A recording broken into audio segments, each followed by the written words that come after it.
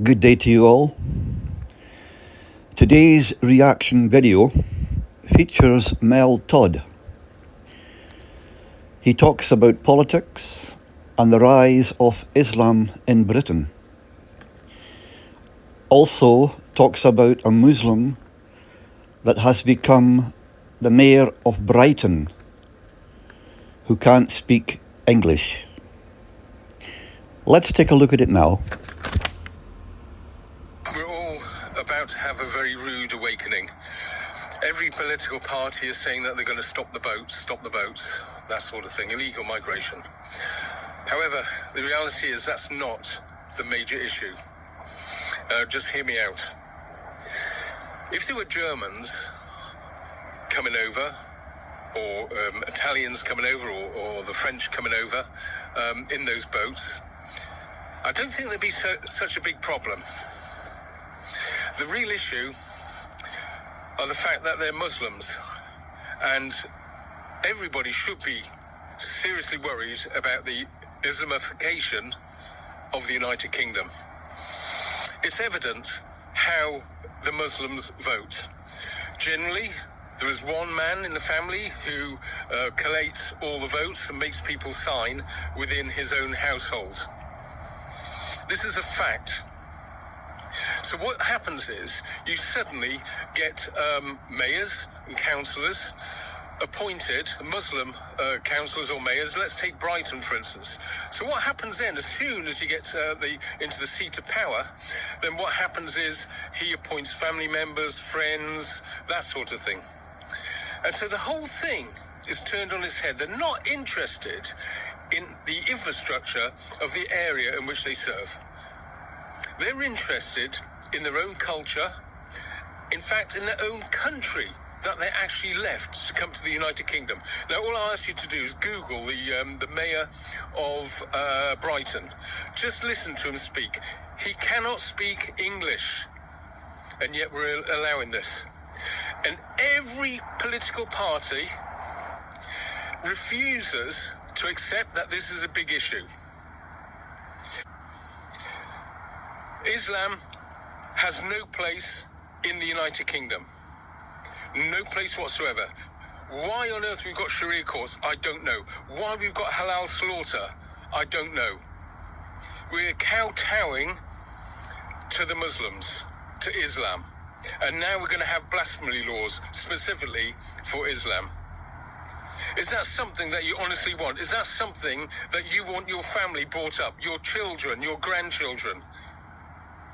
Because you mark my words, once they get in and they've got a foothold, and they have already, and they're a seat of power, you'll suddenly start to see more mosques going up and women having to, let's say, dress down in accordance with Sharia law. We as a country are pathetic, and yet we've got some very strong stalwarts who are willing to fight, stand up and fight. So forget about all the other bullshit. It's all to do with Islam and its encroachment into the British way of life. If you disagree, please tell me. If you agree, all good to you. Thank you. What is your body need? Your body... Brighton's newly elected mayor, Mohammed from Bangladesh, is raising eyebrows across the UK. Despite holding one of the highest offices in the city, he has one major challenge. He can hardly speak English.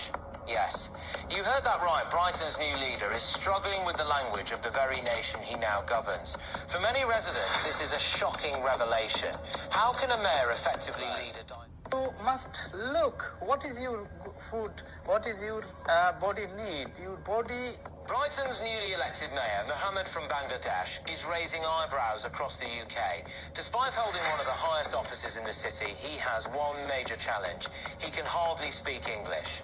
Yes, you heard that right. Brighton's new leader is struggling with the language of the very nation he now governs. For many residents, this is a shocking revelation. How can a mayor effectively lead a diverse city like Brighton without fluency in English? With this unexpected twist, some are wondering whether he can truly represent the needs of the community. But that's not all. In his first public address, Mohammed delivered an unusual message, telling people that health is far more important than material wealth. Without nothing, he declared, urging the citizens of Brighton to prioritise their well-being above all else. As tensions rise and questions swirl, one thing is certain: Mohammed's leadership is already causing a stir. Can Brighton really thrive under a mayor who is still learning the basics of the language? Or is this a disaster waiting to unfold? What do you think? Is this the beginning of a major crisis for Brighton? Or will Mohammed prove his critics wrong? Share your thoughts below. Everybody, I just want something to sink in. In the last election, Labour won by round about 9.5 million votes. And now, and as I said before, the biggest threat to the United Kingdom is the rise of Islam. There's now an Islamic party, so the Party of Islam. There are currently 4 million Muslims in the United Kingdom. Who do you think they'll vote for? The vast majority of them. And when I say 4 million, that's 4 million that are registered, if you like, and 4 million that we know of. Where's that going to leave us? If you can imagine, if they get 4 million votes, that's more votes than, or the same votes as the Reform Party. It can only get worse. You imagine if they win, and they will win, lots and lots of MPs, especially in the normal areas, you know, Rotherham, Bradford, you know, those sorts of places, Rochdale, etc. So we've got serious problems. So a lot of people say, oh yeah, you know, 10 years, 20 years. No, I think by 2029, we're going to have a serious problem. And I hope, upon hope, that the Electoral Commission would refuse to allow the Party of Islam to even exist. But anyway, let's wait and see. As always, if there's any opinion that you got, please let me know. Thank you. That was a reaction video featuring Mel Todd. Subscriptions are greatly appreciated. They do help the journeys go along. Until the next time, bye for now.